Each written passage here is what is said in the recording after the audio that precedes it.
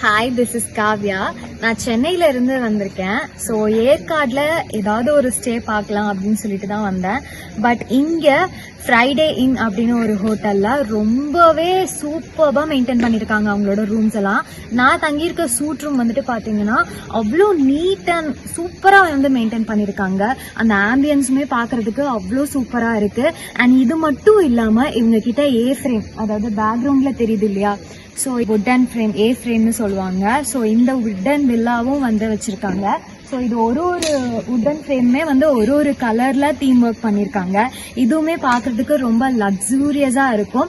உள்ள இன்டீரியர்ஸும் சரி, வெளியில எக்ஸ்டீரியர்ஸும் சரி பயங்கரமா ஒர்க் பண்ணியிருக்காங்க. ஸோ இந்த ஏ ஃப்ரேம் எடுக்கிறவங்களுக்கு நிறைய அமெனிட்டிஸ் வந்து கூடவே சேர்ந்து வரும் பேக்கேஜா. ஸோ சூட் ரூமும் வந்துட்டு பார்த்தீங்கன்னா அதே மாதிரி தான். ஆம்பியன்ஸ் வந்து உங்களுக்கு உள்ள நீட் அண்ட் காமா வேணும் அப்படின்னு நினைச்சீங்கன்னா சூட் ரூம், அதுவும் உங்க பட்ஜெட்ல வேணும்னு நினைச்சீங்கன்னா suite room it's very comfortable.